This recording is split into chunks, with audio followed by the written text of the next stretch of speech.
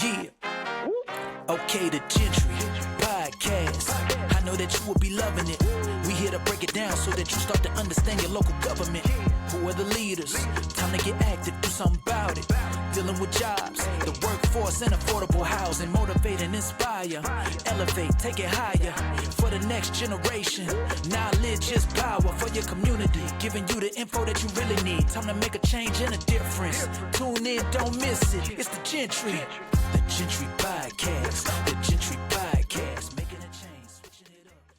Hello, and welcome to the Jentry Podcast. Today, we have an incredible guest. I'm your host, Jonathan Mason, but more importantly, I am joined by Natali Fani-González. She is on the Montgomery County Council representing District 6. She also chairs the council's Economic Development Committee and brings a plethora of experience from the planning board. But even more than that, she is a wife, a mother. She is an experienced community organizer, and she has an incredible background that I'm sure we're going to get into very soon.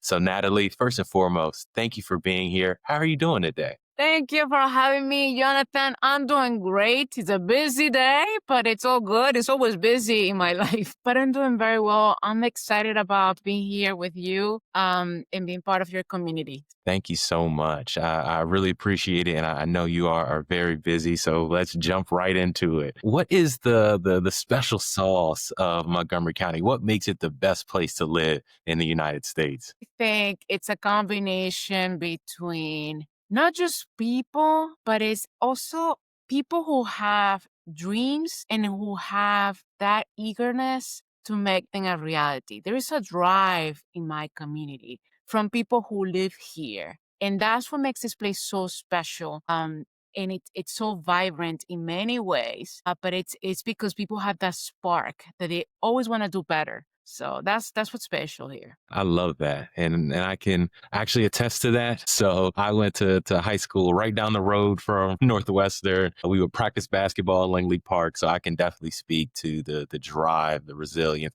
and the dreams of your community.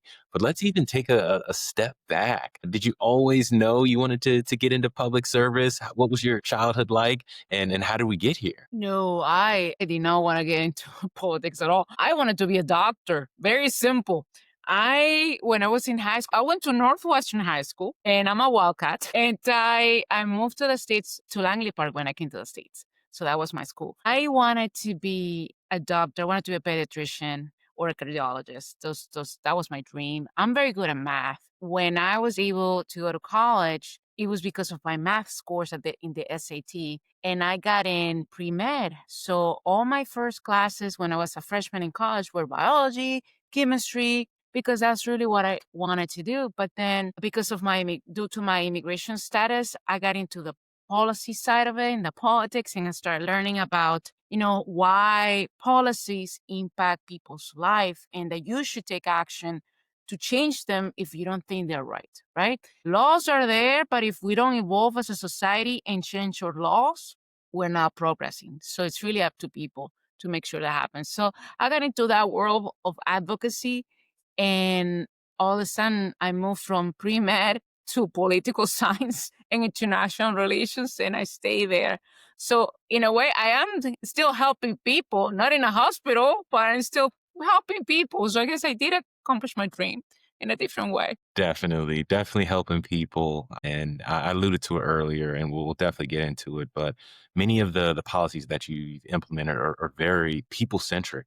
And very important to your community. But before we go there, I alluded earlier, a lot of our viewers are young. Can you break down what is the county council, and what does a county council member do? Any single thing that deals with your life directly, you bet it has to do with local policies. So the roads that you're driving on, the park that you visit, the gym that you go to, the pharmacy or the supermarket that you have, or maybe that you don't have, and that's the challenge. All of that is done really by local policy, and that's what I do. All the buildings that you see in your community are done by local policies. So that's my job. Montgomery County has over 1 million people. It's a pretty large county, very diverse. We're right next to Washington, D.C., and We're 11 council members. I'm one of the 11. I'm the only immigrant on the county council. And my job is to pass laws that impact your life in housing, transportation, parks, environment, water quality, water access, things that the people normally think, oh, that's the federal level. No, many times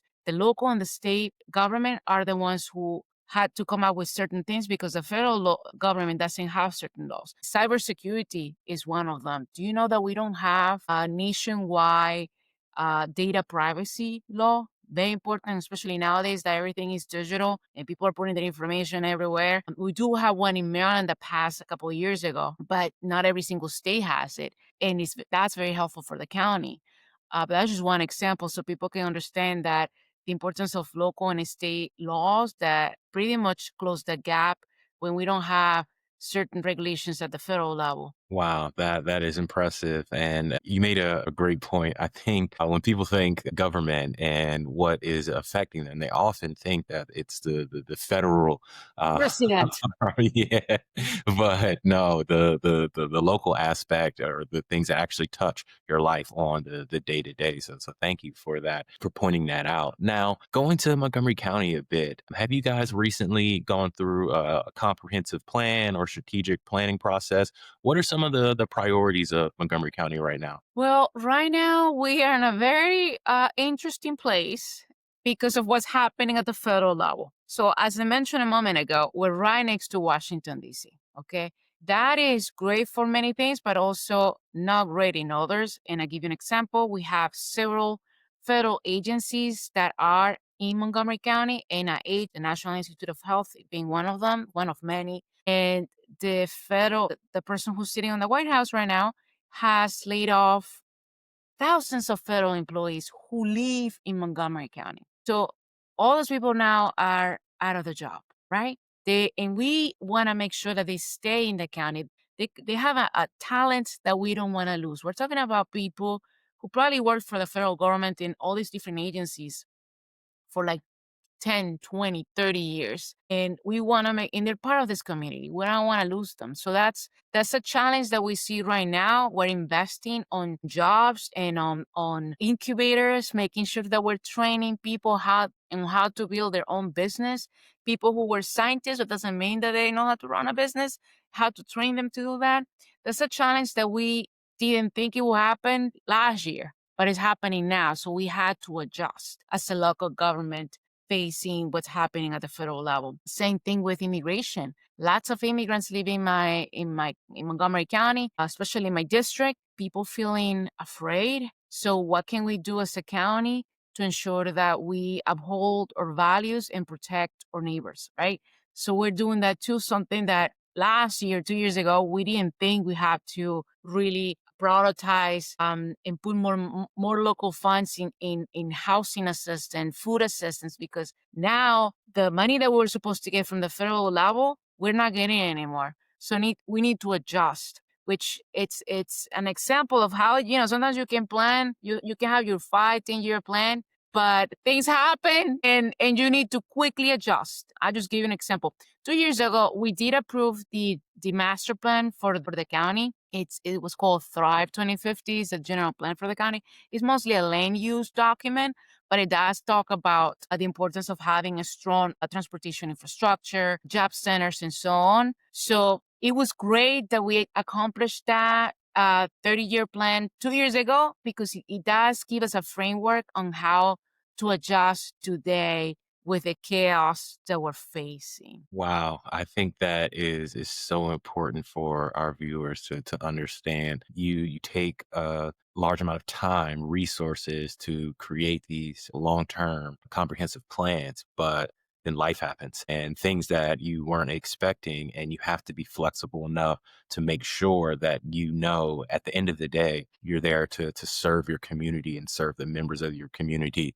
And if that means you have to pivot, if that means you have to understand that these people that are so important to your community may not have the resource or the skill sets to start a business. So how can you plug that hole? How can you create systems and processes that protect people that have immigrated to this country and may need some more support than you would have thought 2 years ago? So that speaks to the flexibility of council and everything you're doing. Now, one thing that you've been very impressed, one of the first legislative wins that you had was the Veterans Property Tax Credit Bill. Now, why is that so important, and what is that doing to support disabled veterans? So it's personal to me. My husband is a veteran. He's a former Marine, and he's also a disabled veteran. He's covered 100%. So my bill doesn't affect him because he's already covered 100%.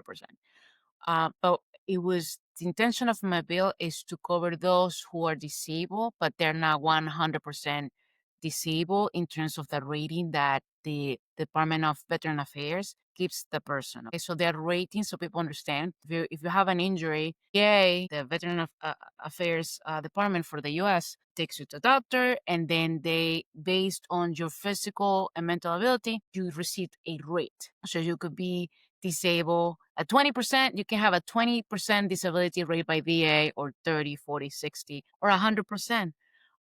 My bill targets people who are between 50 and 99%, right? Those who are also need help. Maybe you're not 100%, but that doesn't mean that you don't need the help. And this is a community that has served our nation, and that when they come back, we neglect them. Okay, we do. So it's about saying thank you for your service, but also putting some value in that word, in that phrase.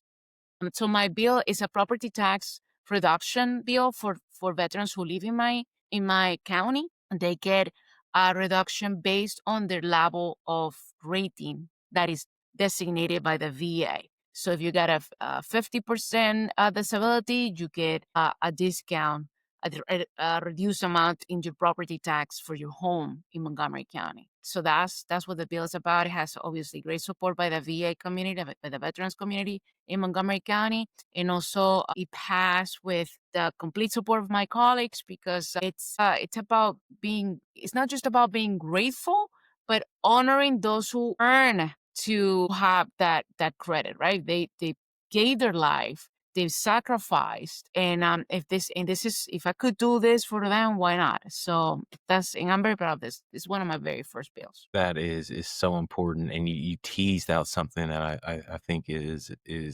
very special. It's not just gratitude. We all should have gratitude for the men and women that have served our country, but it's the honoring, and how do you honor that? When I think of honoring somebody, you do something, and it sounds like Montgomery County was in full support of what you wanted to do. So that is very special. Now, kind of zooming out to the entire nation, housing affordability is something that I spoke to over 50 leaders like yourself, and it always comes up. Now, you've enacted something that's very special with the More Housing Now package. Could you kind of speak to that, and what is it doing to support workforce housing? Yes, I am. Housing is one of my top issues. Before I joined the county council, I was the vice chair of the Montgomery County Planning Board, which is the agency that oversees real estate and the park system in Montgomery County. And so I have a lot of experience with development and housing is really expensive, especially in the Washington, D.C. region. So I'm doing a series of things. The one that you're talking about now, the Housing Now package, deals with making sure our land use is really a reflection of what's happening today. In this case, single family homes is the majority of the properties that we have in Montgomery County are single family homes. That means a house, right? That you live in. In times when we are having more density, more people moving into the county, in times when we are spending more funds to invest in public transportation in certain locations, I'm talking about billions, like with a B. We need to be intentional in creating more homes near that public transit, right? When I say public transit, I'm talking about metro, and I'm talking about the light rail, which is called the Purple Line in this area. I'm talking about bus rapid transit, which are buses with dedicated lanes so they can go fast and more efficient. These are really modernized buses. Those are the sexy buses, as we call them. But we want more homes near that type of infrastructure. So for that to happen, then you need to upzone places where you only allow single family homes. Meaning, I'm talking about duplexes, triplexes, small apartments with no in townhomes, okay, in places where you only can have single family homes. So very controversial piece of legislation. It goes back to the point that I was making a few minutes ago. The importance, yes, we have laws, but laws are supposed to evolve with society, okay, to make them equitable, to make them just. Now, for one set of people, but for everybody, especially those who have been neglected or left behind, right? So updating or zoning laws it is the most controversial issue that you can ever touch. Okay, housing. Okay, and so we're now, because it already passed a few weeks ago, finally we can allow, if you have a single family home and you say, hey, my home is 60 years old and I want to have a new home because instead of having the only option of making a bigger home in your lot, meaning I'm creating a Mac mansion as they're known, you could now build a duplex or triplex depending on your lot, if it's allowed, because setbacks is basically the space where your home is next to your neighbors or the front or the road is. There's setbacks that you need to also respect in forest conservation laws and all the good stuff that is important.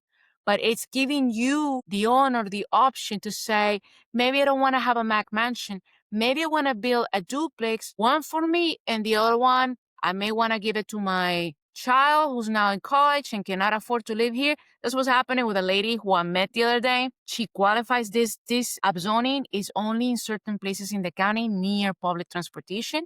Just to link those two. This lady lives like 3 minutes from my house. Immigrant. She has a home. Her daughter, she has a childcare center in her house. Her daughter is 30 years old, not able to buy a house anywhere here because it's so expensive. The median price for a home in Montgomery County is $600,000. The average, which is different, right? Average is $1 million. Median is $600,000, which is a lot for people who just, if you're out of, you graduated from college and you get a job, you're probably making what, $50,000, $60,000 a year or so starting up.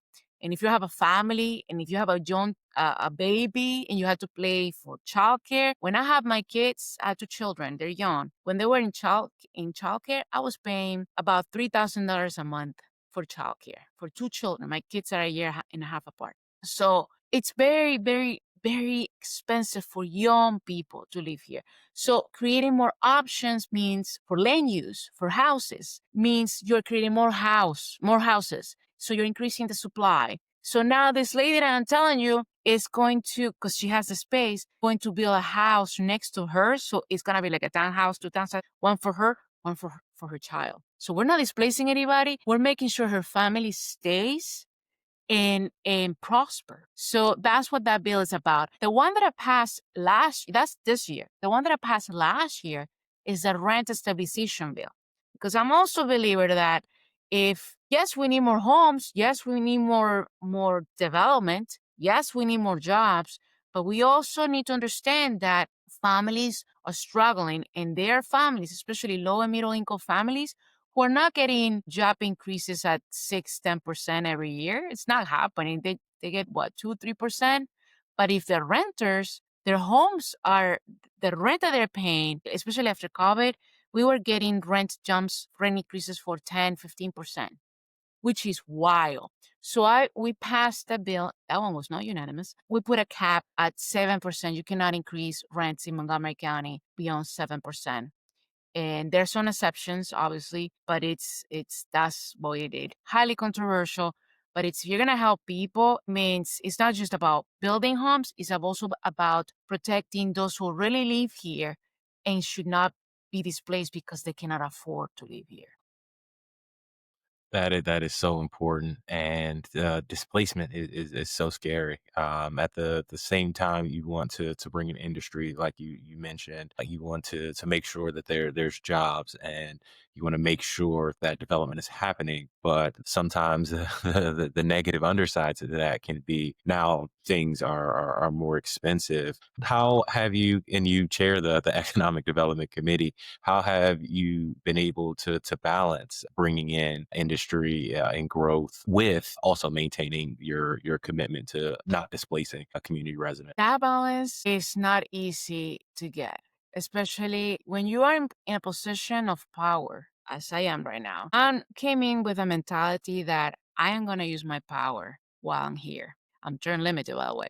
You can only be here up to 12 years. Each election cycle has 4 years, so you can run up to 3 times.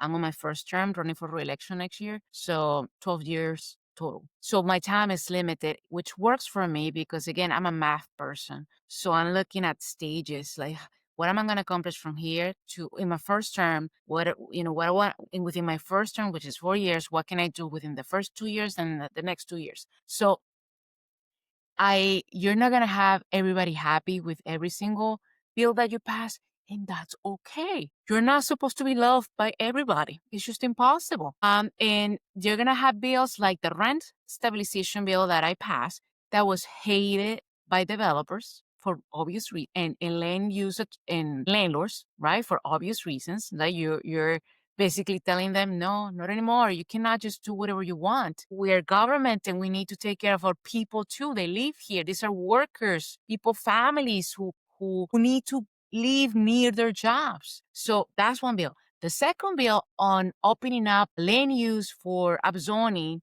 and also the other part of the Housing Now bill that we just passed, besides the upzoning for single family homes to duplexes and triplexes, we also the conversion of empty office building into housing and giving them a tax abatement. Highly controversial, but developers love that one. So they hated me last year for the rent stabilization.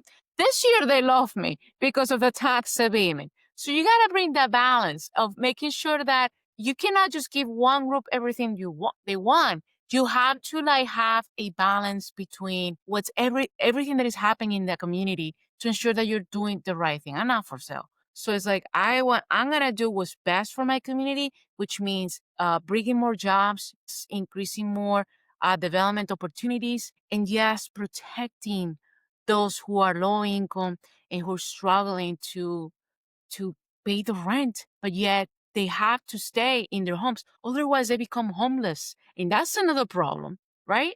It sounds like quite the balancing act, but it seems like you're doing it well in the sense of maybe developers may have been angry with the rent stabilization, but then you come in and you create tax abatements for changing the not useless, the unused office space into housing. So I think there is that balance, and there's another balance that I know that you have. I know Montgomery County has a ton of life sciences businesses, but then it also has some very smaller businesses. It also has some immigrant owned and operated businesses. How do you balance being business friendly and supporting both the larger businesses that obviously are in the county, but then also some of the smaller businesses as well? Great question. That is so important because we want to keep jobs, all types of jobs. Yes, we have so people know Montgomery County is the third one in the nation in terms of life sciences. We are creating the next generation of scientists who are going to protect the world or the universe, if you want to say that too. Very proud of that. But that also means that they are small, businesses that are either subcontractors for these big businesses, or who maybe they are, the small restaurant, right? Or the small, pharmacy or bakery that we must protect because they are part of the fabric of our communities and they make our neighborhoods vibrant, right? Nobody wants to, like, you can be a scientist, very talented, and work in a building in Montgomery County, but it's not just about being in that building. It's about what's around that building that makes my quality of life great. It makes me want to stay here. So in my view, I am very mindful and intentional when it comes to protecting the mom and pop stores in my neighborhood, especially the ethnic ones. Like I want to get my empanada and I want to be able to go and have my, Ethiopian coffee and or down the street. And while I'm on my way to a meeting with United Therapeutics, which is in Silver Spring, right? So I want to be able to do all that. And they're all important to me. And that means making sure that you are protecting all of them, the big guys, so they can stay, but also the little guys that make this place so special. It's very important, and I know your community appreciates that you're thinking about it thoughtfully, even down to the small life sizes companies that have a huge impact. Like they're working for some of the biggest companies in the world, and without them, some huge maybe diseases or life science or medical devices wouldn't even be able to exist. But then also to the local coffee shop, because you're correct. Like I talk to tons of people, and especially as workforces are getting younger and younger, the generations of mine and below demand those amenities, demand that quality of life. I know I'm preaching to the choir here, but maybe 10, 15 years ago, you wouldn't hear quality of life being so important as far as economic development, but now it truly is. But I've asked some tough questions, and I think I just have one more to let you off the hot seat, and we'll get more into the future. When you think about your county and your community, is there one challenge or one barrier that you could just, if you could snap your fingers and change? And I will cage it with this. I'm giving you unlimited budget, unlimited resources, unlimited time, and unlimited people to implement it. What would that challenge be? It will have to be on education. I really want to make sure that every single child who lives in my county has access to, number one, early childhood education. So by the time they are in kindergarten, they already know how to read and do simple math. Very, very important. And I think if every single child living here has that high quality early childhood education, a place that they can go and learn how to socialize with other kids, had to be inclusive and understand that if that kid is black and the other kid has red hair and the other one has blue eyes, we all children, we all need to appreciate and respect each other. And it starts from that age. And I think to me that's very, very important because that's how we're building the next generation of people who are not just very smart and talented, but people who care. It's about building a caring economy. And for that to happen, we need to start from the very young to get them emotionally ready, socially conscious, academically really ready to start. So I will put my money there, every single child. So by the time they get to school, they have a strong foundation. I think that is so important. And you spoke about your children. I myself have a 15-month-old, and our daycare expenses are through the roof. So I can imagine. And then going forward, I want to, and we think about that when thinking about where we're setting down roots. We think about the education system, the diversity and the equal opportunities of the area. So I think, again, I know your community can appreciate that a leader in their community is truly thinking through that and puts a paramount on education. Education, obviously, something that you excelled at multiple levels, is so important and can create the next leaders that come behind you. And that kind of dovetails nicely to my last question. In 25 years, what are community members of Montgomery County going to be saying about their community? I am confident to say that they're going to say that they live in a place that is inclusive and that is a place that is welcoming and it's open minded. And I think the laws that we're changing now on housing, for example, I think in the future people are going to be very grateful. These are very controversial issues. Like the one that I mentioned today on the tax abatement was not unanimous. The one on rent stabilization last year was not unanimous. It took guts to take on these issues, the most controversial issues that this county has handled in the past 30 years easily. Anybody can tell you that. And I took leadership on those, and I am proud of it.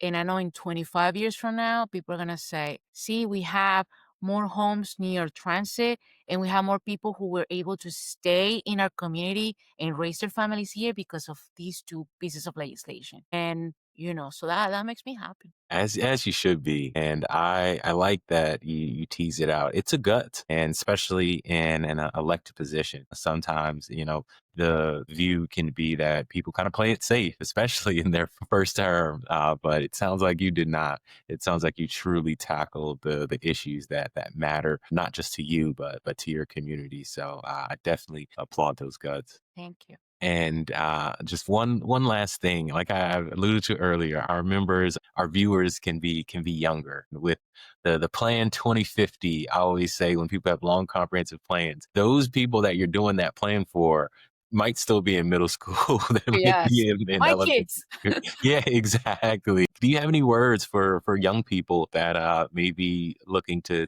get more civically engaged, more civically active, or potentially even thinking about career in public service? I think please get involved in your local community, even if it's just cleaning up a park. But when you do that, get to know who's the staff person, like who maintains your park. Get to know that person and offer to do an internship with them. So you understand how the whole process of creating a park, maintaining a park is about. And that's how you should start. Like you should start looking up into public service on issues that really speak to you. I just gave you the example of a park. It could be that you love, riding your bike. If that's the case, do you have trails nearby? If you don't have trails, then how can you make that happen? Like do something that really, makes your heart beat really fast. And that's how you get engaged and involved and learn. I tell my kids this Thrive 2050 plan, I did it for you guys. And maybe I'm dead at the time, by the time we're in 2050, but I know that at least I'm leaving you a vision behind that you can follow because that's what it is. It's a visionary plan with ideas, things that pushing the envelope. So by the time you get to implement certain things, you already have it written down. These are our goals. We're supposed to get there. There's no such thing as no for an answer. You gotta push hard to get there. It is possible. So that's really what the plan is about, to push the envelope and imagine how the future can look like in a responsible way. I love that. And I think that's a great message to our young people. What I heard was find something that interests you and find it as early as possible, and then see what are the mechanism and who are the people that can implement that change and do things like maybe even do an internship, maybe get your community involved in pushing for these things. So I think that was incredible advice. I appreciate it. And from everyone here at Gentry, Natalie, I just want to say thank you so much. We appreciate hearing your story, hearing what you're doing in the community, and appreciate the words that you left with the youth. So thank you. Thank you for having me. Sure. And to all our viewers, thank you. We really appreciate it. Once again, I'm Jonathan Mason. But more importantly, we have Natali Fani-González, and she is on the county council in Montgomery County representing District 6. Thank you all and have a great day.